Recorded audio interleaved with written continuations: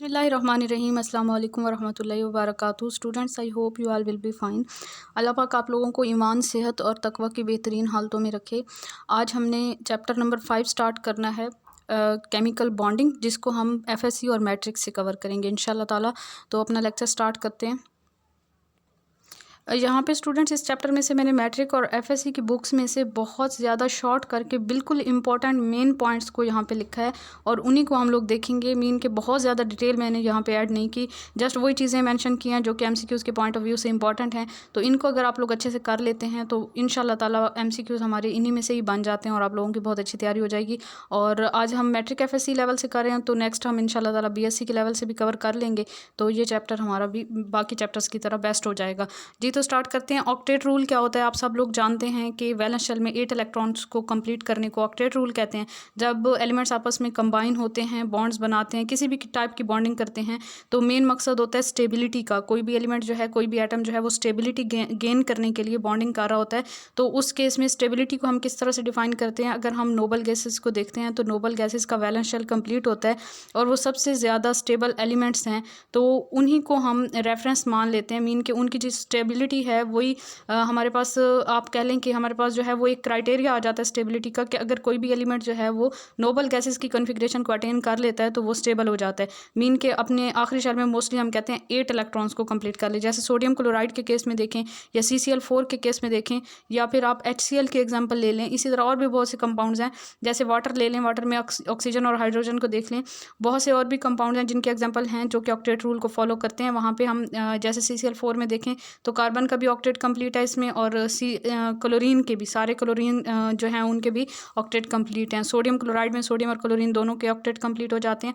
इसके अलावा octet rule के अलावा एक्सटेंडेड रूल एक होता है, मोर और लेस देन 8 इलेक्ट्रॉन। अगर केमिकल बॉन्डिंग के बाद, मीन के जब एलिमेंट आपस में बॉन्डिंग करते हैं तो उसके बाद 8 इलेक्ट्रॉन से ज़्यादा या कम इलेक्ट्रॉन वैलेंस शेल में हों किसी एलिमेंट के, तो ये इसको हम कहते हैं एक्सटेंडेड रूल। जैसे कि PF5 है, ये ऑक्टेट रूल को, मीन के ऑक्टेट रूल जो है वो हमारे पास यूनिवर्सल रूल नहीं है, एक्सेप्शंस भी हैं। जैसे PF5 है, PCl5 है, SF6 है, BCl3, इन सब में जो है वो ऑक्टेट रूल फॉलो नहीं हो रहा। फास्फोरस का आप देखें तो इसके वैलेंस शेल में यहाँ पे इन कंपाउंड्स में मोर देन 8 इलेक्ट्रॉन है, सल्फर में भी मोर देन 8 इलेक्ट्रॉन, और बोरोन जो है इसके लेस देन 8 इलेक्ट्रॉन है।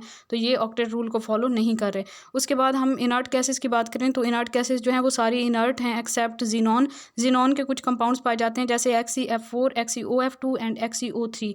ठीक है। उसके बाद जी बॉन्ड लेंथ क्या चीज़ होती है? बॉन्ड डिस्टेंस भी इसे हम कहते हैं, या फिर इसे हम कंप्रोमाइज डिस्टेंस भी कहते हैं। यहाँ पे आपने हाइड्रोजन के बॉन्ड लेंथ की वैल्यू जो है वो याद कर लेनी है। 75.4 पिकोमीटर जो है हाइड्रोजन का बॉन्ड लेंथ होता है।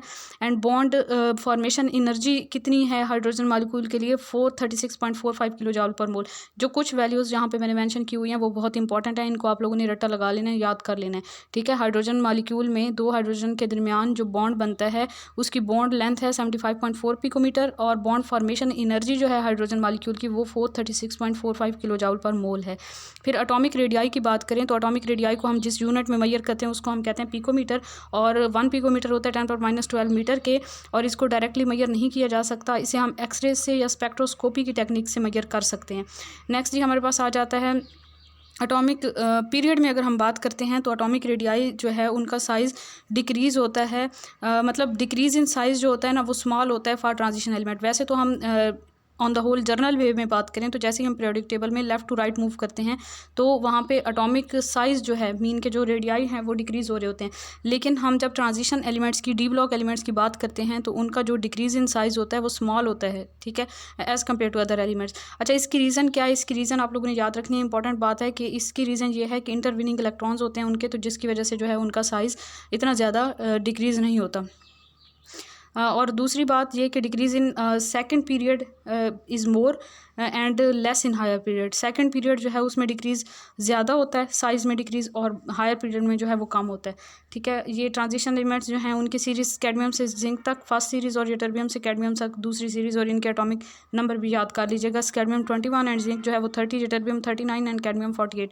उसके बाद जी कैटाइनिक रेडियाई की बात करें तो कैटाइनिक रेडियाई हमेशा, जो कैटाइन का रेडियस होता है वो कम होता है न्यूट्रल एटम से।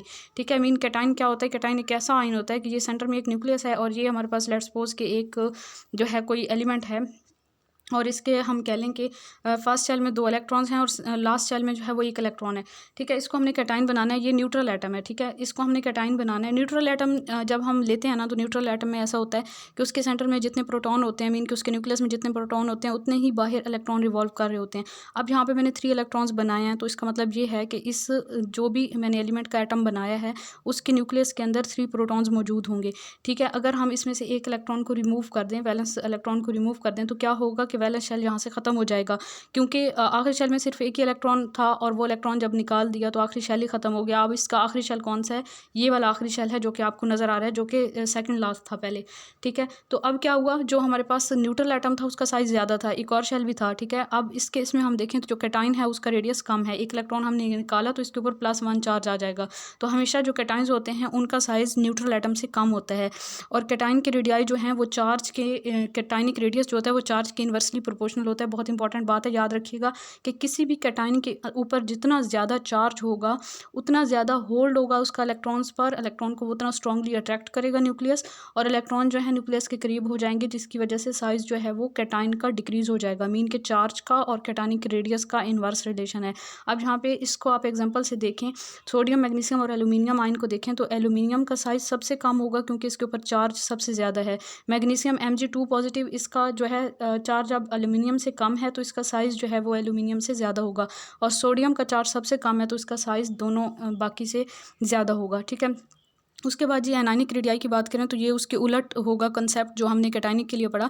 एनाइन का रेडियस हमेशा ज़्यादा होता है, मीन के बड़ा होता है देन न्यूट्रल एटम। यहाँ पे मैंने तीनों को कंपेयर कर दिया कि एनाइनिक रेडियस ज़्यादा होता है, फिर न्यूट्रल एटम का रेडियस होता है और उससे कम जो है वो कैटाइनिक रेडियस होता है। और एनाइन का हमेशा साइज़ जो होता है वो पेरेंट एटम से ज़्यादा होता है। एनाइन का साइज़ हमेशा पेरेंट एटम से ज़्यादा होता है, क्योंकि एनाइन कब बनता है, जब कोई भी एटम जो है न्यूट्रल एटम इलेक्ट्रॉन पिक करता है, कहीं से इलेक्ट्रॉन गेन करता है। तो जब भी कोई एटम इलेक्ट्रॉन गेन करेगा तो उसके पहले वाले मौजूद इलेक्ट्रॉन्स और न्यू इनकमिंग इलेक्ट्रॉन जो है उनके दरमियान रिपल्जन होती है, रिपल्जन की वजह से जो है वो साइज़ ज़्यादा हो जाता है, ठीक है। वो एक दूसरे को दूर दूर करेंगे इलेक्ट्रॉन्स, तो जो है वो साइज़ बढ़ जाता है, ठीक है। और भी बहुत सी फैक्टर्स हैं और बेसिक हैं, वो आप लोग जानते हैं, ठीक है। यहाँ पे हम एग्जांपल देखें ना, जैसे क्लोरीन है। अच्छा, ऊपर कैटाइन के एग्जांपल्स भी मैंने साइड पे मेंशन की हुई थी, यहाँ पे आप देखें तो सोडियम न्यूट्रल एटम का जो साइज़ होता है 186 पिकोमीटर होता है, और sodium ion Na positive ion का 95 पिकोमीटर, ठीक है। मीन कैटाइन का रेडियस जो है वो न्यूट्रल एटम से कम है। बेरिलियम न्यूट्रल एटम का 90 पिकोमीटर और बेरिलियम Be2 पॉजिटिव आयन जो है उसका 31 पिकोमीटर। उसके बाद हम एनाइन के एग्जांपल देखें तो क्लोरीन का साइज़ जो है न्यूट्रल एटम का 99 पिकोमीटर है और क्लोराइड आयन का 181 पिकोमीटर।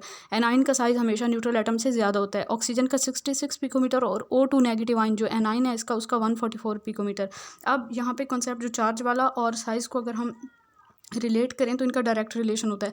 जितना ज़्यादा किसी एटम के ऊपर नेगेटिव चार्ज होगा उतना ज़्यादा उसका साइज़ होगा। मीन O2 नेगेटिव जो है इसका साइज़ ज़्यादा होगा as compared to O negative. उसके बाद जी नेक्स्ट हम आगे बढ़ें तो inter ionic distance for KCl। यहाँ पे इंटर आयनिक डिस्टेंस हम किस तरह से मेजर कर सकते हैं। जो हमारे पास आयनिक कंपाउंड्स हैं वो किस चीज़ से बनते हैं, कैटाइन्स और एनाइन से मिलकर बनते हैं। अगर हमें कैटाइन और एनाइन के साइज़ का पता है, उन दोनों के रेडियाई का पता है, तो उनके रेडियाई का जब हम सम कर लेते हैं तो वो हमारे पास इंटर डिस्टेंस के इक्वल होता है, जिसको हम कैपिटल R से शो करते हैं। यहाँ पे मैंने ये इक्वेशन लिख दी। अच्छा, यहाँ पे आप देखें capital R is equal to R plus minus R negative. Capital R जो है वो आपके पास इंटर आयनिक डिस्टेंस है, R पॉजिटिव जो है वो कैटाइन का रेडियस है और R नेगेटिव जो है वो एनाइन का रेडियस है। यहाँ पे मैंने डायग्राम से भी इस चीज़ को एक्सप्लेन किया है। कैटाइन का रेडियस कम होता है चूँकि, तो कैटाइन को मैंने छोटा बनाया, एनाइन को थोड़ा बड़ा बनाया। उन दोनों के दरमियान का जो डिस्टेंस है उसको हम कहते हैं, मतलब उन दोनों के सेंटर में से जो डिस्टेंस लेंगे उसको हम capital R inter ionic distance show करते हैं, ठीक है। अगर हमारे पास दोनों कैटाइन और एनाइन की रेडियाई हमें पता हो तो हम उन दोनों का सम करके इंटर आयनिक डिस्टेंस की वैल्यू फाइंड कर सकते हैं। और अगर हमारे पास किसी एक आयन और इंटर आयनिक डिस्टेंस की वैल्यू गिवन हो तो फिर हम दूसरे आयन की रेडियाई की वैल्यू फाइंड कर सकते हैं, ठीक है। तो यहाँ पे आप देखें एग्जांपल्स भी मैंने दे दी हैं। यहाँ पे KCl के केस में देखें तो इंटर आयनिक डिस्टेंस अगर हमने फाइंड करना है तो पोटाशियम का 133 और R नेगेटिव, मतलब कि जो एनाइन का रेडियस है, जो Cl नेगेटिव आयन का रेडियस है, जो कि हमने ऊपर देखा था 181 पिकोमीटर है। दोनों का सम करें 314 पिकोमीटर है, जो कि इसका इन दोनों मतलब KCl के अंदर इंटर आयनिक डिस्टेंस की वैल्यू है 314 पिकोमीटर। उसके बाद हम नेक्स्ट देखें तो यहाँ पे जो है छोटा सा एक टेबल बनाया मैंने, मॉलिक्यूल लिखा है, फिर बॉन्ड लेंथ लिखी है, फिर कोवैलेंट रेडियाई लिखे हैं और एंड पे उनकी एप्लीकेशन लिखनी है। हाइड्रोजन की बात करें तो हाइड्रोजन की बॉन्ड लेंथ मैंने ऊपर भी आपको बताई 75.4 पिकोमीटर होती है। Cl2 की बॉन्ड लेंथ 198.8 पिकोमीटर, ठीक है। और कोवैलेंट रेडियस की बात करें तो 37.7 पिकोमीटर हाइड्रोजन के केस में, और Cl2 के केस में 99.4 पिकोमीटर। अब एप्लीकेशन आप देखें तो अब हम वही वाली इक्वेशन यूज़ करें, capital R is equal to R plus minus R plus R negative, ठीक है। अब इसमें हमारे पास दोनों जो हमारे पास हाइड्रोजन और क्लोरीन हैं उन दोनों के रेडियाई हमें पता है, दोनों का सम कर लें तो आपके पास क्या आ जाएगा, इंटरआयनिक डिस्टेंस आ जाएगा 137.1 पिकोमीटर। अब दूसरा केस क्या है, यहाँ पे हमने इंटरआयनिक डिस्टेंस फाइंड कर लिया। दूसरा केस ये है कि अगर आपको कहा हुआ है CH3Cl के अंदर आप जो है वो फाइंड करें जो हमारे पास कैटाइन है उसका रेडियस फाइंड करें, ठीक है। तो आपको पता है कि CCl बॉन्ड लेंथ जो है वो 176 पिकोमीटर गिवन है, ठीक है।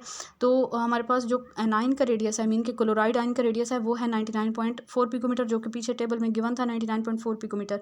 तो अगर हमने ये फाइंड करना है मीन के हमने H पॉजिटिव मीन के कैटाइन का रेडियस हमने फाइंड करना है, तो हमें ये एनाइन का रेडियस भी गिवन है और इसके अलावा हमें इंटरआयनिक डिस्टेंस भी गिवन है।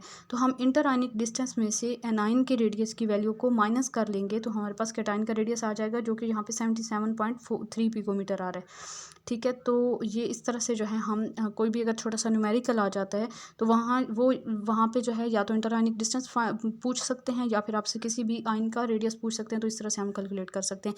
उसके बाद ये थर्मोडायनेमिक्स प्रॉपर्टीज़ कौन कौन सी होती हैं, ionisation energy, electron affinity, electron activity वगैरह। और 1 इलेक्ट्रॉन वोल्ट पर एटम की वैल्यू याद रखनी है 96.48 किलो जूल पर मोल। 1 इलेक्ट्रॉन वोल्ट पर एटम की वैल्यू होती है 96.48 किलो जूल पर मोल। आयनाइजेशन एनर्जी की बात करें तो पीरियोडिक टेबल में हम ग्रुप्स में डिफरेंट ग्रुप्स में आयनाइजेशन एनर्जी की वैल्यू अगर हम कंपेयर करें तो जो सेकंड ए वाले एलिमेंट्स हैं उनकी आयनाइजेशन एनर्जी की वैल्यू ज़्यादा होती है as compared to third A elements, ठीक है। थर्ड ए ग्रुप वालों से सेकंड ए वालों की क्यों ज़्यादा होती है, इसकी रीज़न ये है कि इनका जो ये एस ऑर्बिटल है ये कम्प्लीटली फिल्ड होता है, और जब भी वैलेंस शेल कम्प्लीटली फिल्ड होगा तो वहाँ से जो है इलेक्ट्रॉन को निकालना मुश्किल हो जाता है, मीन के वहाँ पर जो है स्टेबिलिटी ज़्यादा होती है, तो इस वजह से। सेकंड केस आप देखें तो फिफ्थ ए वालों की सबसे ज़्यादा है और फोर्थ ए वालों की उनसे कम और थर्ड ए वालों की उनसे कम। अब फिफ्थ ए वालों की क्यों सबसे ज़्यादा है, क्योंकि यहाँ पे जो पी ऑर्बिटल है वो सारे हाफ फील्ड हैं, यानी कि PX PY और PZ तीनों ऑर्बिटल जो हैं उनमें सिंगल सिंगल इलेक्ट्रॉन है। जब हमारे पास इस टाइप की कन्फिग्रेशन आ जाती है तो यहाँ पे ज़्यादा स्टेबिलिटी होती है। जब भी कोई ऑर्बिटल कोई सब शेल हाफ फील्ड होता है तो वो ज़्यादा स्टेबल होता है, या तो हाफ फील्ड हो या फिर कम्प्लीटली फील्ड हो। तो यहाँ पे जो पी सब शेल है उसके तीनों ऑर्बिटल PX PY और PZ तीनों जो हैं वो हाफ फील्ड हैं, तो यहाँ पे स्टेबिलिटी ज़्यादा है। तो इस वजह से फिफ्थ ए वाले जो एलिमेंट्स हैं, फिफ्थ ए ग्रुप वाले, उनकी आयनाइजेशन एनर्जी की वैल्यू सबसे ज़्यादा होती है, फोर्थ ए वालों की उनसे कम और थर्ड ए वालों की उनसे कम होती है। उसके बाद नेक्स्ट कंपैरिजन देखें तो फिफ्थ ए और सिक्स ए का किया हुआ है, फिफ्थ ए वालों की ज़्यादा है और सिक्स ए वालों की कम है। इसकी रीज़न भी वही है कि यहाँ पे पी सब शेल जो है वो हाफ फील्ड है, ठीक है। और हम सिक्स ए वालों की बात करें तो उसमें PX में 2 इलेक्ट्रॉन आ गए हैं, तो जब 2 इलेक्ट्रॉन आ जाते हैं तो वहाँ पर स्टेबिलिटी कम हो जाती है। उसके बाद फास्ट आयनाइजेशन एनर्जी की वैल्यू जो है हमें यहाँ पे बताई हुई है। फास्ट आयनाइजेशन एनर्जी की वैल्यू सबसे कम होती है, सेकंड आयनाइजेशन एनर्जी की वैल्यू उससे ज़्यादा और थर्ड आयनाइजेशन एनर्जी की वैल्यू सबसे ज़्यादा होती है। मैग्नीशियम के केस में आप देखें तो फास्ट आयनाइजेशन एनर्जी की वैल्यू मीन के मैग्नीशियम न्यूट्रल एटम में से जब हम एक इलेक्ट्रॉन को रिमूव करेंगे तो हमें 738 एनर्जी देनी पड़ेगी एक इलेक्ट्रॉन को रिमूव करने के लिए। सेकंड इलेक्ट्रॉन को रिमूव करना है तो उससे तकरीबन डबल एनर्जी हमें देनी पड़ेगी 1450 किलो जूल पर मोल। और थर्ड इलेक्ट्रॉन अगर हमने रिमूव करना है तो फिर हमें बहुत ज़्यादा अमाउंट में एनर्जी देनी पड़ती है वहाँ पे थर्ड इलेक्ट्रॉन को रिमूव करने के लिए। तो आयनाइजेशन एनर्जी में हम अगर देखें तो हमारे पास जैसे जैसे आयनाइजेशन एनर्जी की वैल्यू मीन के first second third ionisation energy को हम कंपेयर करें तो थर्ड आयनाइजेशन एनर्जी की वैल्यू सबसे ज़्यादा होगी, फिर सेकंड और फिर फर्स्ट। मीन के थर्ड इलेक्ट्रॉन को निकालना बहुत मुश्किल है मैग्नीशियम के केस में। इसी तरह डिफरेंट एलिमेंट्स में जो है वो आयनाइजेशन एनर्जीज़ की वैल्यूज़ जो हैं वो वेरी करेंगी। उसके बाद जी नेक्स्ट हम यहाँ पे एक साइड पे भी मैंने लिखा है 6 से 7th और 8th वालों को कंपेयर करें तो हाईएस्ट आयनाइजेशन एनर्जी की वैल्यू नोबल गैसेस की है, क्योंकि उनका ऑक्टेट कंप्लीट होता है, मीन के उनका वैलेंस शेल कंप्लीट होता है। और फिर 7th वालों की और 6th वालों की सबसे कम होती है। उसके बाद जी नेक्स्ट इलेक्ट्रॉन अफिनिटी है। फ्लोरीन की इलेक्ट्रॉन अफिनिटी कम होती है एज़ कम्पेयर टू क्लोरीन, क्योंकि फ्लोरीन जो है उसका साइज़ कम होता है, उसके छोटे से मतलब शेल के अंदर सेकंड इलेक्ट्रॉन होते हैं जो कि सेकंड शेल होता है, और ये एक थिक इलेक्ट्रॉन क्लाउड की लेयर बना लेता है और इनकमिंग इलेक्ट्रॉन को रिपेल करता है। तो इसीलिए जो फ्लोरीन है उसका जो इलेक्ट्रॉन अफिनिटी की वैल्यू कम है। बहुत इंपॉर्टेंट पॉइंट है, याद रखिएगा।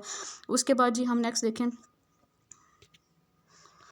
कुछ ग्रुप्स ऐसे हैं कि जिनकी इलेक्ट्रॉन अफिनिटी की वैल्यू एबनॉर्मल होती है, मीन के बाकी ग्रुप्स की निस्बत जो है वो नॉर्मल ट्रेंड शो नहीं कर रहे होते, जैसे सेकंड ए वाले हैं या फिर फिफ्थ ए वाले हैं, एट्थ ए वाले हैं। क्यों? क्योंकि इनकी स्टेबिलिटी ज़्यादा है, इनकी कन्फिग्रेशन इस तरह से है, हम कह सकते हैं कि इनकी इलेक्ट्रॉनिक कन्फिग्रेशन जो है वो स्टेबल है। जैसे सेकंड ए वालों में एस ऑर्बिटल कंप्लीट है और फिफ्थ ए वालों में p orbital p sub shell जो है वो हाफ फिल्ड है, और सेवन्थ ए वालों में आप देखें तो इसके सारे सब शेल जो हैं वो कम्प्लीटली फिल्ड हैं। तो इनकमिंग इलेक्ट्रॉन के लिए कोई जगह ही नहीं होती जहाँ पे, या फिर रिपल्जन ज़्यादा होती है, स्टेबिलिटी ज़्यादा होती है। तो इस वजह से इनकी इलेक्ट्रॉन अफिनिटी की वैल्यूज जो होती हैं वो बहुत कम होती हैं as compared to other element. उसके बाद जी नेक्स्ट हम देखें तो नेक्स्ट हम इलेक्ट्रॉन एक्टिविटी की बात करते हैं। पॉलिंग ने इलेक्ट्रॉन एक्टिविटी का एक आर्बिट्ररी स्केल जो है हमें बताया है, और 0 से 4 तक वैल्यू हो सकती है इलेक्ट्रॉन अफिनिटी की। फ्लोरीन की जो है वो सबसे ज़्यादा होती है, सीजियम की जो है वो सबसे कम होती है। उसके बाद कोई भी ऐसा एलिमेंट नहीं है पीरियोडिक टेबल में जिसकी इलेक्ट्रॉन अफिनिटी इलेक्ट्रोनेगेटिविटी की वैल्यू 0 हो। ठीक है, हर एलिमेंट की कुछ ना कुछ इलेक्ट्रोनेगेटिविटी की वैल्यू होती है। इलेक्ट्रोनेगेटिविटी डिफरेंस की बात करें, इलेक्ट्रोनेगेटिविटी डिफरेंस को हम यूज़ करते हुए हम बता सकते हैं कि कोई भी जो हमारे पास बॉन्ड है वो पोलर है या नॉन पोलर, मतलब कोवेलेंट के केस में अगर हम बात करें तो वो पोलर कोवेलेंट है या नॉन पोलर कोवेलेंट है या फिर आयनिक है या फिर प्योरली कोवेलेंट है। तो ये हम किस तरह फाइंड कर सकते हैं, ये कुछ वैल्यूज़ आप लोगों को याद करनी पड़ेंगी। अगर तो इलेक्ट्रोनेगेटिविटी का डिफरेंस दो एटम के दरमियान 1.7 के इक्वल है तो फिर जो है वो बॉन्ड पार्शली आयनिक होगा और पार्शली कोवेलेंट बॉन्ड होगा। ठीक है, अगर इलेक्ट्रोनेगेटिविटी का difference greater than and equal to 1.7 है तो फिर वहाँ पे जो बॉन्ड है दो एलिमेंट के दरमियान वो हमारे पास आयनिक बॉन्ड होता है, और अगर लेस देन 1.7 है तो फिर कोवेलेंट बॉन्ड होता है। ठीक है, ये वैल्यूज़ याद कर लें। NaCl के केस में देखें तो NaCl जो है वो 72% आयनिक होता है उसका बॉन्ड, और बाकी परसेंटेज जो बात जाती है वो कोवेलेंट। और सीजियम फ्लोराइड की बात करें तो ये 92% जो है वो हमारे पास आयनिक करैक्टर रखता है, और कोई भी बॉन्ड 100% आयनिक नहीं होता। उसके बाद नेक्स्ट देखें coordinate covalent bond. Coordinate covalent bond कौन सा होता है स्टूडेंट्स? आयनिक बॉन्ड जो होता है ना, पहले हम आयनिक बॉन्ड को देखें तो आयनिक बॉन्ड में दो एटम जो आपस में बॉन्ड बना रहे होते हैं उनमें कंप्लीट ट्रांसफर हो रहा होता है इलेक्ट्रॉन्स का। ठीक है, एक एटम जो है वो अपने इलेक्ट्रॉन लूज कर रहा होता है, दूसरा एटम जो है वो गेन कर रहा होता है, तो उनके ऊपर होल पॉजिटिव और नेगेटिव चार्जेस आ जाते हैं। अगर हम कोवेलेंट बॉन्ड की बात करते हैं तो कोवेलेंट बॉन्ड में म्यूचुअल शेयरिंग हो रही होती है, मीन के दो एटम जो हैं वो इक्वल इलेक्ट्रॉन्स शेयर कर रहे होते हैं, तो बॉन्ड बना रहे होते हैं, तो उसे हम कोवेलेंट बॉन्ड कहते हैं। अगर हम कोऑर्डिनेट कोवेलेंट बॉन्ड की बात करते हैं, अच्छा याद रखिएगा कि बॉन्ड हमेशा दो इलेक्ट्रॉन से ही बनता है। कोऑर्डिनेट कोवेलेंट बॉन्ड की बात करते हैं तो कोऑर्डिनेट कोवेलेंट बॉन्ड में वो दो इलेक्ट्रॉन जिनसे बॉन्ड बनना होता है वो एक ही एटम दे रहा होता है, मीन के वन साइडेड इलेक्ट्रॉन्स की शेयरिंग होती है, तो उसे हम कोऑर्डिनेट कोवेलेंट बॉन्ड कहते हैं।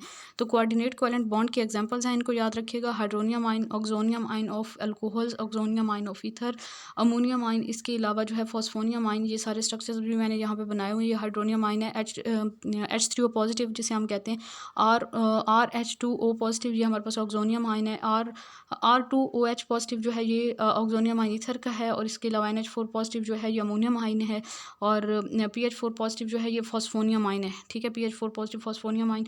HNO3 में भी होता है, PCl3O जो है इसमें भी हमारे पास कोऑर्डिनेट कोवेलेंट बॉन्ड होता है। HClO में भी होता है, HClO2 में भी होता है, HClO4 में भी होता है, HClO3 में, और CH3NO2 नाइट्रोमीथेन जो है इसमें भी होता है। इसका स्ट्रक्चर भी मैंने यहाँ पे बताया, मीन के CH3 और सिंगल बॉन्ड, फिर N, और फिर नाइट्रोजन के ऊपर जो लॉन पेयर है वो डोनेट होगा ऑक्सीजन को, तो यहाँ पे भी कोऑर्डिनेट कोवेलेंट बॉन्ड होता है। NH4Cl में भी कोऑर्डिनेट कोवेलेंट बॉन्ड होता है, और इसको हम इस तरह से भी लिख सकते हैं कि NH4Cl में किस तरह से कोऑर्डिनेट कोवेलेंट बॉन्ड होता है। ठीक है, NH4Cl में अगर हम देखें ना तो इसमें कोवेलेंट बॉन्ड भी हैं, आयनिक बॉन्ड भी है, और कोऑर्डिनेट कोवेलेंट बॉन्ड भी है। ठीक है, इसी तरह और भी बहुत से कंपाउंड्स होते हैं कि जिनमें बहुत सी टाइप की बॉन्डिंग्स होती हैं। ये आप लोग एक्सप्लोर कीजिएगा, इसको फर्दर स्टडी कीजिएगा, नेट से देखिएगा तो आपको कंसेप्ट और ज़्यादा क्लियर हो जाएगा। उसके बाद जी नेक्स्ट हम देखते हैं तो Lewis model does not tell about. Lewis model जो है वो हमें किस चीज़ के बारे में नहीं बताता, बॉन्ड डिस्टेंस के बारे में नहीं बताता, शेप्स ऑफ मॉलिक्यूल्स के बारे में, और एनर्जी ट्रांजिशंस के बारे में।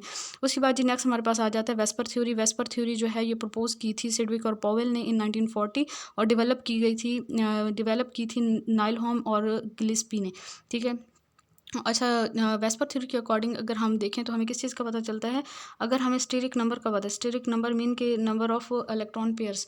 ठीक है, number of electron pairs around the central atom. Central atom होता है ना एक, जैसे हम एग्जांपल लें कि AB2 टाइप मॉलिक्यूल होते हैं, AB3 टाइप होते हैं, AB4, AB5, AB6, AB7। ठीक है, तो यहाँ पे A एटम जो है वो सेंट्रल एटम है। अब AB2 का मतलब है कि A एटम सेंटर में है, उसके साइडों पे जो है वो दो B एटम्स हैं, तो B एटम जो है वो A एटम सेंट्रल एटम के साथ जो है वो कनेक्टेड है। ठीक है, इस तरह अगर हमें कोई भी मॉलिक्यूल पूछ लिया जाता है, उसकी एग्जांपल पूछ ली जाती है तो कि अकॉर्डिंग टू वेस्पर थ्योरी ये जो मॉलिक्यूल है ये कौन से टाइप का मॉलिक्यूल है, या फिर हमसे उसका स्टेरिक नंबर पूछ लिया जाए, या फिर उसकी ज्योमेट्री पूछ ली जाए, शेप ऑफ मॉलिक्यूल पूछ ली जाए, तो ये चीज़ें हमें पता होनी चाहिए। या फिर हमें जो है वो बताया जाए कि AB2 टाइप का मॉलिक्यूल बताएं कि गिवन जो आपके पास ऑप्शंस हैं MCQs में, उसमें से AB2 टाइप का मॉलिक्यूल कौन सा है, तो आपको ये चीज़ें अंडरस्टैंड करना होंगी। ठीक है, यहाँ पे मैंने जो एक टेबल बनाया उसमें मैंने सबसे पहले स्टेरिक नंबर लिखा है, या फिर हम कह लें कि बॉन्ड पेयर या फिर number of electron pair surrounding central atom. यहाँ पे 2 3 4 5 6 7 तक लिखा हुआ है। उसके बाद लिखा हुआ है shape of molecule, next example लिखी हुई हैं, और मॉलिक्यूल की टाइप भी लिखी हुई है AB2 AB3 वगैरह। तो अगर आप देखें स्टेरिक नंबर अगर 2 होता है, मीन सेंट्रल एटम के जो है अगर 2 इलेक्ट्रॉन पेयर्स हैं, तो फिर जो है हमारे पास शेप बनती है लीनियर शेप। ठीक है, 180 डिग्री एंगल होगा वहाँ पे, मीन के सेंटर में A है और इधर B हैं दोनों। तो वो किस तरह से अरेंज होंगे, वह स्टूडेंट्स इस तरह से अरेंज होंगे दोनों एटम्स सेंट्रल एटम के गिर्द कि उनके दरमियान मिनिमम रिपल्जन हो और मैक्सिमम डिस्टेंस हो। ठीक है, तो इस तरह से जो है जब वो होंगे तो वहाँ पे जो बॉन्ड एंगल बनेगा वो 120 डिग्री का होगा। ठीक है, उसके बाद एग्जांपल्स हम देखें, इसको हम AB2 टाइप मॉलिक्यूल कहेंगे, और BeX2 CdX2 और MgCl2 और HgCl2 और CO2 ये जो हमारे पास हैं एग्जांपल्स हैं AB2 टाइप मॉलिक्यूल की, जिनका स्टेरिक नंबर 2 होता है और लीनियर ज्योमेट्री होती है। फिर स्टेरिक नंबर 3 वाले मॉलिक्यूल्स विदाउट लोन पेयर, याद रखिएगा ये उन मॉलिक्यूल्स की हम बात कर रहे हैं जो विदाउट लोन पेयर हैं, इनके ऊपर कोई लोन पेयर मौजूद नहीं है। स्टेरिक नंबर अगर 3 है तो इसमें ट्रायंगुलर प्लेनर ज्योमेट्री होती है, 120 डिग्री बॉन्ड एंगल होता है, और AB3 टाइप मॉलिक्यूल्स इन्हें हम कहते हैं, और BX3 जो है इसके एग्जांपल है, यानी कि B और उसके दरमियान 3X हैं, तो वो मैक्सिमम डिस्टेंस पे अरेंज होंगे, और वो इस तरह मैक्सिमम डिस्टेंस पे अरेंज होंगे कि हर जगह पे जो बॉन्ड एंगल है वो 120 डिग्री होगा, और ये जो शेप बनेगी इस शेप को हम कहते हैं ट्रायंगुलर प्लेनर। ठीक है, और इसका स्टेरिक नंबर होता है 3, और BX3 इसकी एग्जांपल आ गई। उसके बाद स्टेरिक नंबर 4 वाले विदाउट लोन पेयर देखें तो टेट्राहेड्रल शेप होती है, भी 4 टाइप मॉलिक्यूल होते हैं, बहुत ज़्यादा कॉमन एग्जांपल है, आप लोग बहुत अच्छे से जानते हैं। मिथेन जो है वो इसकी एग्जांपल है, CF4 भी है, SiH4 भी है, CCl4 भी है, ये सारी जो है ये भी 4 टाइप मॉलिक्यूल की एग्जांपल है। 109.5 डिग्री जो है बॉन्ड एंगल होता है, और टेट्राहेड्रल ज्योमेट्री होती है। फिर स्टेरिक नंबर 5 वालों की बात करें विदाउट लोन पेयर, तो ट्रायंगुलर बाईपायरामिडल ज्योमेट्री होती है, भी 5 टाइप के मॉलिक्यूल्स इन्हें हम कहते हैं।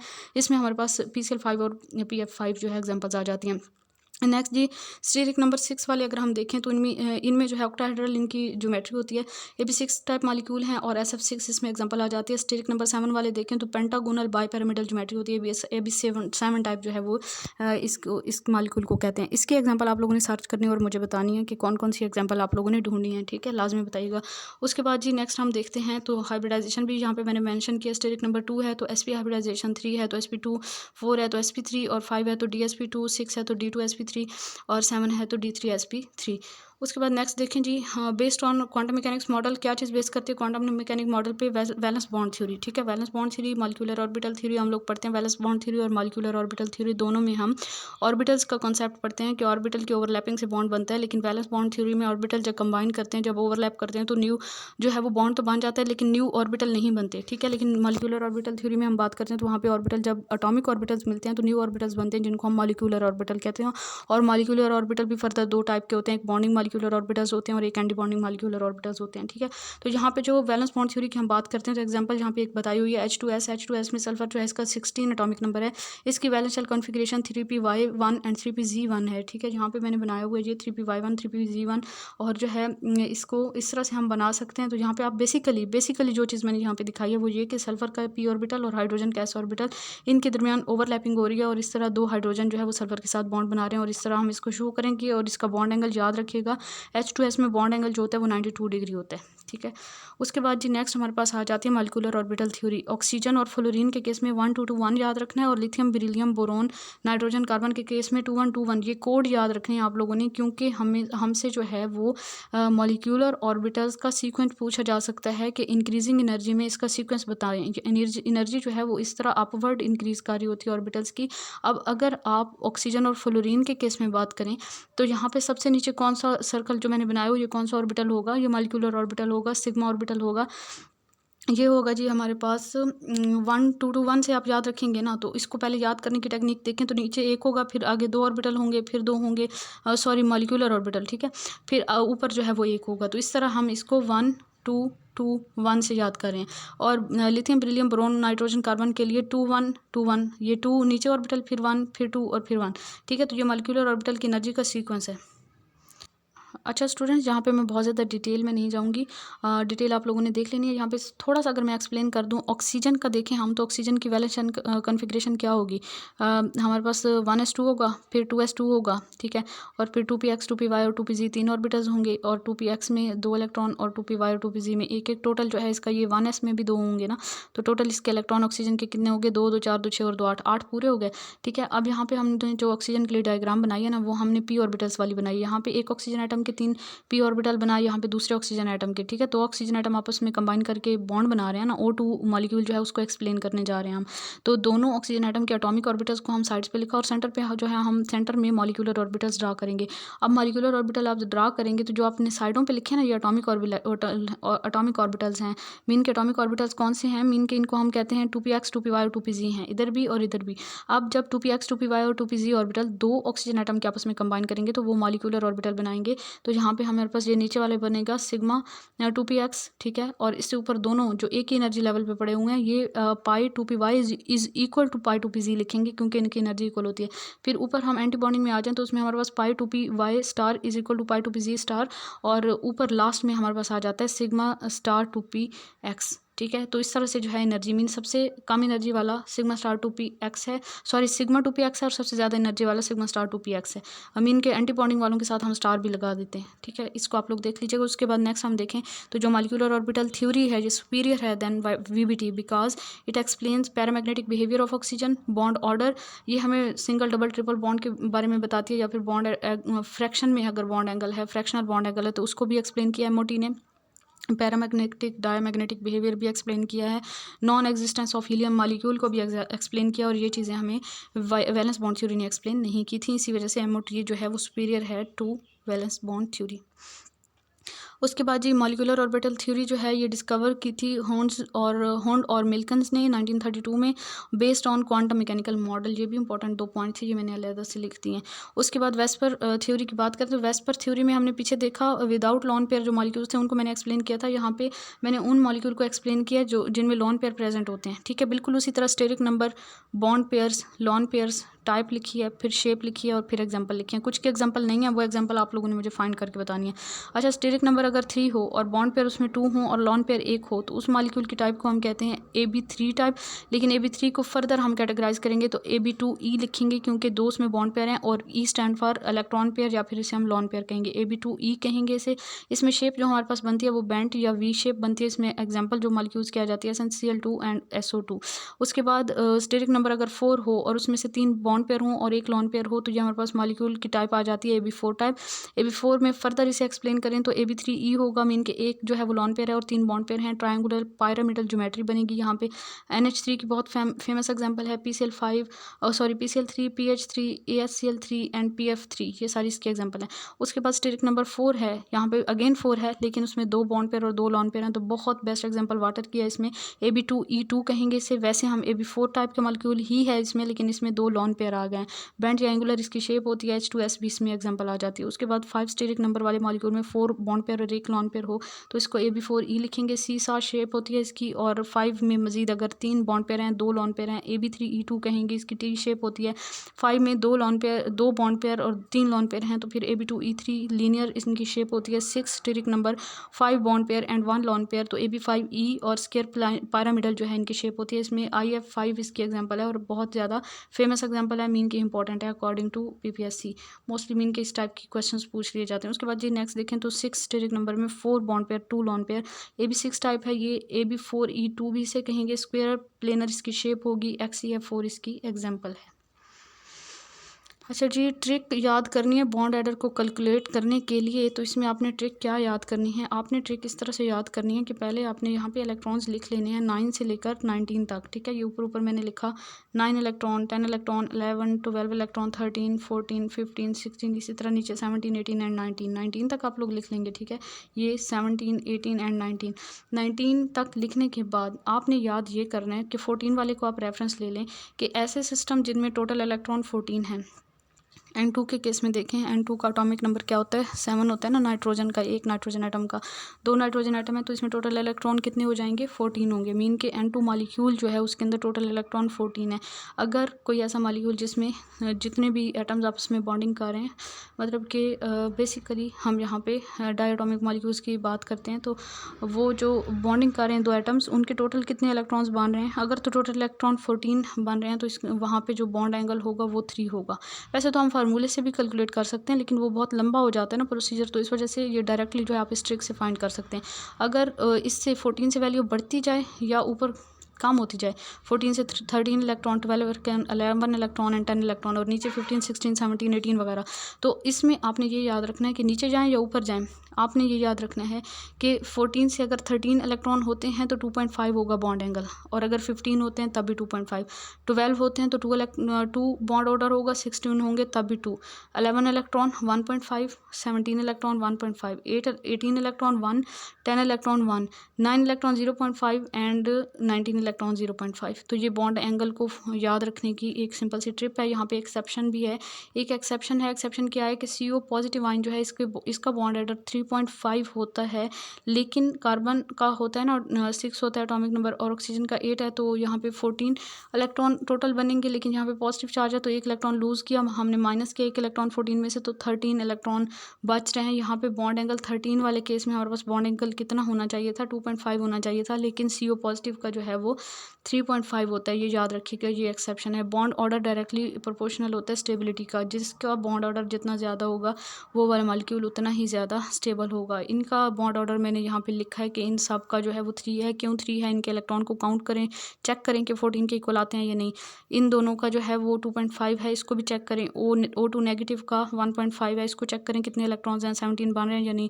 O2 नेगेटिव का जो है वो 1 है। इन सारी चीज़ों को आप लोग प्रैक्टिकली खुद से कैलकुलेट करके देखिए, ठीक है। उसके बाद जी carbon carbon bond length in diamond is 154 picometer and same in aliphatic hydrocarbon. ये भी इंपॉर्टेंट पॉइंट था, बाद में मैंने ऊपर मेंशन कर दिया था। बॉन्ड एनर्जी और बॉन्ड इंथैल्पी क्या होती है, average energy required to break 1 mole of similar bonds in a substance is called bond energy और बॉन्ड इंथैल्पी। 1 मोल हम किसी सब्सटेंस का लेते हैं तो उसमें सिमिलर टाइप ऑफ बॉन्ड को तोड़ने के लिए जो एनर्जी रिक्वायर्ड होती है उसे हम बॉन्ड एनर्जी या बॉन्ड इंथैल्पी कहते हैं, और कैलोरीमेट्री या स्पेक्ट्रोमेट्री के जरिए इसको मेजर किया जाता है। Hydrogen bond energy 436 kilo joule पर मोल है, ये पीछे भी आई थिंक मैंने बताई है, और ये ज़रूरत होती है एवोगाड्रोस नंबर ऑफ बॉन्ड्स को तोड़ने के लिए। मीन के 1 मोल में एवोगाड्रोस नंबर ऑफ पार्टिकल्स होते हैं ना, तो एवोगाड्रोस नंबर ऑफ बॉन्ड्स भी होंगे। बॉन्ड एनर्जी डायरेक्टली प्रोपोर्शनल होती है बॉन्ड ऑर्डर जितना ज़्यादा होगा बॉन्ड एनर्जी उतनी ज़्यादा होगी, उतनी ज़्यादा स्टेबिलिटी होगी। अगर हमने 1 बॉन्ड की बॉन्ड एनर्जी निकालनी है, अब हाइड्रोजन के एवोगाड्रोस नंबर ऑफ बॉन्ड्स की 436 है ना, तो 1 की निकालनी है तो हम 436 को एवोगाड्रोस नंबर से यानी कि 6.02 इंटू 10⁻23 से डिवाइड कर देंगे, तो हमारे पास 72.42 इंटू 10⁻23 किलो जूल आ गया 1 बॉन्ड के लिए, ठीक है। एक बॉन्ड 2 हाइड्रोजन एटम के दरमियान में होता है, ठीक है। तो अब अगर हम एक हाइड्रोजन के लिए निकालना चाहें, एक हाइड्रोजन एटम के लिए, तो हम क्या करेंगे, इसी वैल्यू को हम 2 से डिवाइड कर देंगे। यहाँ पे मैंने डिवाइड किया 2 से, तो हमारे पास वैल्यू आई एक हाइड्रोजन एटम के लिए 36.21 into 10⁻23 kilo joule. Each hydrogen atom will contribute 36.21 into 10⁻23 kilo joule. उसके बाद जी क्लोरीन के लिए सेम कैलकुलेशन मैंने की है जी, आप लोगों ने खुद से कर लेनी है कैलकुलेशन यहाँ से देख के। उसके बाद जी नेक्स्ट देखें HCl के केस में हम बात करते हैं, तो यहाँ पे हम जो कैलकुलेशन आप कर लेंगे ना, तो हाइड्रोजन के एक एटम के लिए हमने ऊपर निकाल ली थी, क्लोरीन के एक एटम के लिए निकाल लें, दोनों का सम करें तो आपके पास HCl के लिए आ जाएगी वैल्यू, ठीक है। और for 1 HCl mole is equal to, ये एक HCl बॉन्ड के लिए आ रही है ना, मीन के एक के लिए आ रही है, तो एवोगाड्रो नंबर के लिए फाइंड करनी है, तो आप इस वैल्यू को इस वैल्यू को 56.31 इंटू 10⁻23 को आप एवोगाड्रो नंबर से मल्टीप्लाई करें तो ये आपके पास वैल्यू आ जाएगी 1 मोल के लिए, ठीक है। उसके बाद नेक्स्ट हम देखें तो actual bond energy for HCl is 432। Expected जो कैलकुलेट किया हमने थ्योरेटिकली वो 338.9 है, जो एक्चुअल है वो 432 है। वो क्यों थोड़ी सी ज़्यादा है, क्योंकि यहाँ पे इलेक्ट्रोनेगेटिविटी का डिफरेंस मैटर करता है।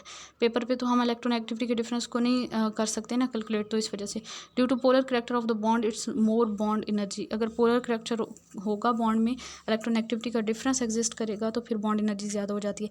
बॉन्ड एनर्जी डायरेक्टली प्रोपोर्शनल होती है इलेक्ट्रोनेगेटिविटी के डिफरेंस की। इलेक्ट्रोनेगेटिविटी का डिफरेंस जितना ज़्यादा होगा बॉन्ड एनर्जी उतनी ही ज़्यादा होगी।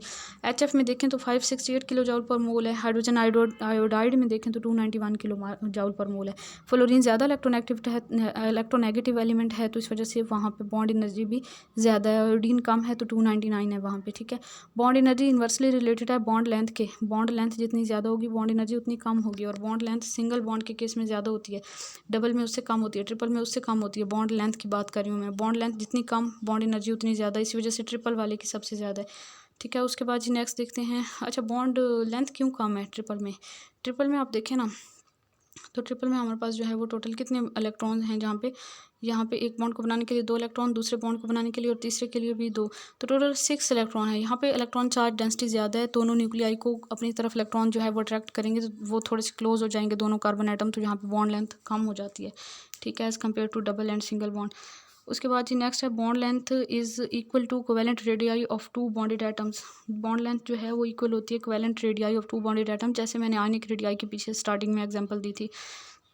लेकिन यहाँ पे एक एक्सेप्शन है कि सिलिकॉन फ्लोराइड जो SiF इन SiF का जो बॉन्ड है SiF4 में, वो उसका हम देखें तो 177, और यानी कि कोवेलेंट रेडियाई दोनों के, सिलिकॉन और फ्लोरीन के जो है, अगर हम कोवेलेंट रेडियाई को प्लस कर दें तो 181 पिकोमीटर आती है, जो कि मतलब करेक्ट नहीं है वैल्यू, मैंने ऊपर क्रॉस लगाया हुआ है ना।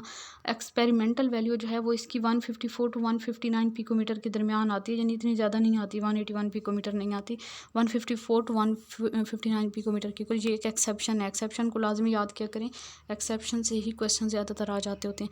हाइब्रिडाइजेशन की बात करें तो ये बात मैंने आपको बता दी। बॉन्ड लेंथ जो है उसका इलेक्ट्रोनेगेटिविटी डिफरेंस के साथ इन्वर्स रिलेशन होता है। हाइब्रिडाइजेशन एंड बॉन्ड लेंथ की बात करें तो बॉन्ड लेंथ का एस करैक्टर के साथ इन्वर्स रिलेशन होता है। जितना ज़्यादा एस करैक्टर होगा उतना कम बॉन्ड लेंथ होगा, ठीक है। यहाँ पे मैंने एक टेबल बनाया छोटा सा, यहाँ पे बॉन्ड्स बताएं, फिर हाइब्रिडाइजेशन बताइए, फिर परसेंटेज एस करैक्टर बताए, फिर बॉन्ड लेंथ इन पिकोमीटर। तो यहाँ पे आप बॉन्ड लेंथ को कंपेयर करेंगे तो आपको पता चलेगा कि बॉन्ड लेंथ का एस करैक्टर के साथ इन्वर्स रिलेशन है। जितना ज़्यादा एस करैक्टर उतनी कम बॉन्ड लेंथ होगी। कार्बन कार्बन इथाइन में जो हाइब्रिडाइजेशन होती है SP होती है। एस करैक्टर SP में हमारे पास 50% होता है, बॉन्ड लेंथ 120 पिकोमीटर। फिर कार्बन कार्बन इन इथीन में SP2 हाइब्रिडाइजेशन होती है, एस करैक्टर 33.33% और बॉन्ड लेंथ यहाँ पे 133 picometre. Carbon carbon bond in ethane में देखें तो SP3 हाइब्रिडाइजेशन होती है, एस करैक्टर 25% और यहाँ पे bond length 154 picometre. S character जितना कम बॉन्ड लेंथ उतनी ज़्यादा, एस करैक्टर जितना ज़्यादा बॉन्ड लेंथ उतनी कम, ठीक है। तो इससे आप इस टेबल को अच्छे से याद कर लें। बॉन्ड लेंथ का पाई बॉन्ड के साथ इन्वर्स रिलेशन होता है, ठीक है। जितने ज़्यादा पाई बॉन्ड उतनी कम बॉन्ड लेंथ। अब यहाँ पे पाई बॉन्ड 2 हैं तो बॉन्ड लेंथ कम है, पाई बॉन्ड 1 है तो उससे थोड़ी ज़्यादा बॉन्ड लेंथ, इसमें कोई पाई बॉन्ड नहीं है तो सबसे ज़्यादा बॉन्ड लेंथ। उसके बाद N22 negative has unpaired electrons. N22 negative में अनपेयर्ड इलेक्ट्रॉन्स पाए जाते हैं। ये तो आप बाकायदा तौर पे स्ट्रक्चर ड्रा करके बता सकते हैं कि अनपेयर्ड इलेक्ट्रॉन्स हैं या नहीं को, यानी कि इलेक्ट्रॉनिक कन्फिग्रेशन को राइट कर लें। कोर ऑफ एटम या मॉलिक्यूलर ऑर्बिटल डायग्राम बना लें। Core of atom is the atom minus its valence shell. अगर किसी एटम में से वैलेंस शेल को माइनस कर दें तो बाकी जो उसका पार्ट बच जाता है उसे हम कोर ऑफ एटम कहते हैं। डेफिनेशन यहाँ पे मैंने डाइपोल मोमेंट की लिखी है। The tendency of a molecule to get oriented in magnetic field is called dipole moment. The tendency of a molecule to get oriented in magnetic field is called dipole moment. Dipole moment को equation से show करेंगे तो हम mu से show करते हैं dipole moment को, यानी कि mu is equal to q multiply are.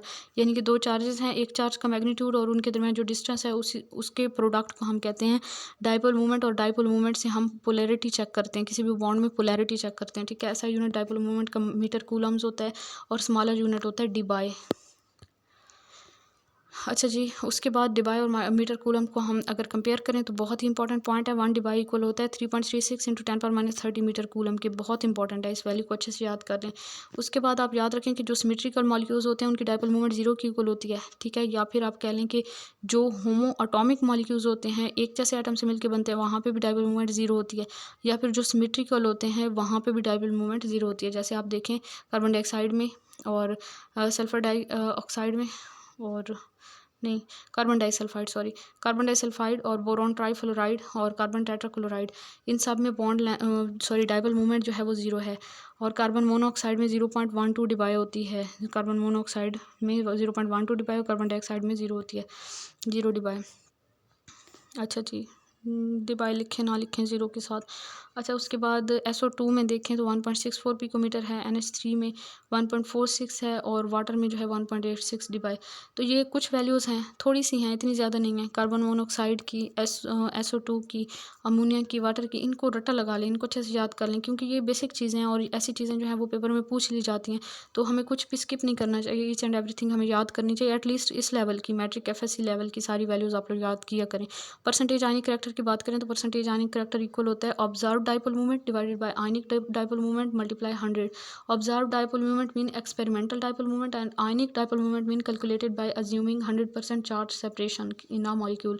ठीक है, तो ये हम एक जो है थ्योरेटिकल कैलकुलेट करते हैं, एक एक्सपेरिमेंटल होती है। तो हम जो एक्सपेरिमेंटल है उसकी वैल्यू ऊपर लिख के और नीचे थ्योरेटिकल और मल्टीप्लाई 100 करते हैं तो हमारे पास परसेंटेज आयनिक करैक्टर आ जाता है। यहाँ पे क्वेश्चन है the observe dipole movement of HF is 1.90 dBi, the distance between the charges is 0.917 into 10⁻10 metre, find percentage ionic character. ऊपर जो फार्मूला बताया उसी को यूज़ करेंगे। As unit positive charge is equal to 1.602 into 10⁻19 coulomb.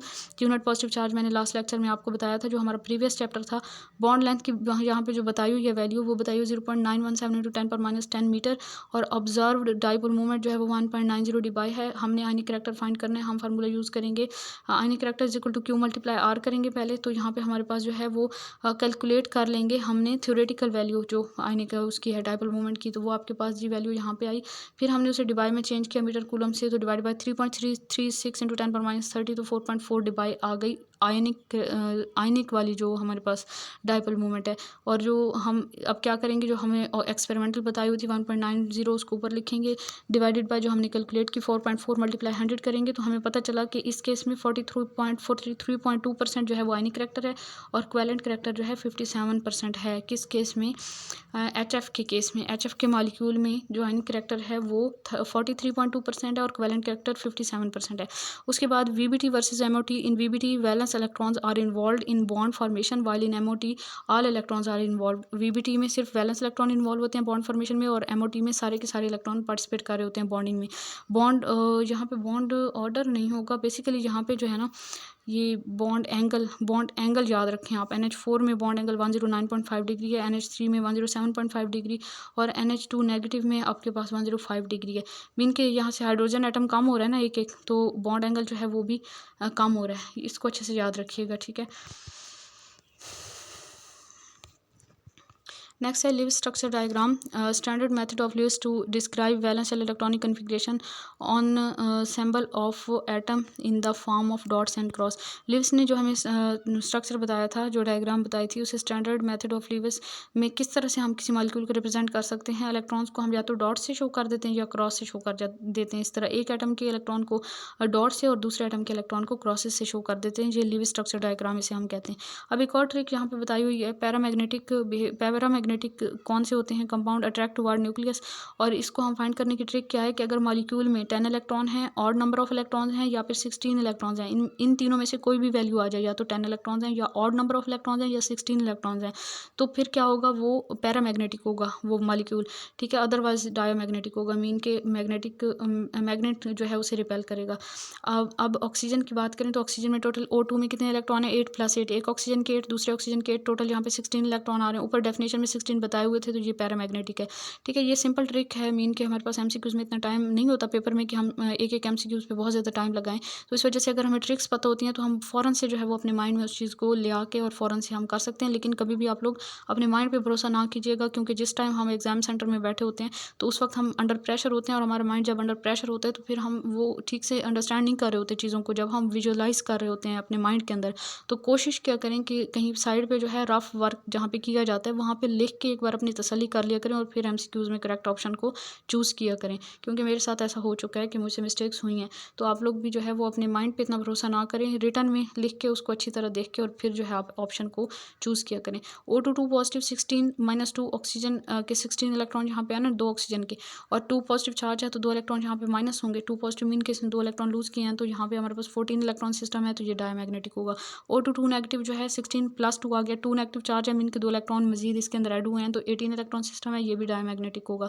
Mean कि हमारे पास ना तो 16 इलेक्ट्रॉन वाला सिस्टम ये बन रहा है, ना फिर 10 इलेक्ट्रॉन वाला और ना ऑड नंबर वाला, तो इसलिए ये डायमैग्नेटिक होगा। अगर उन तीनों में से कोई एक वैल्यू होती तो फिर वो पैरामैग्नेटिक होता।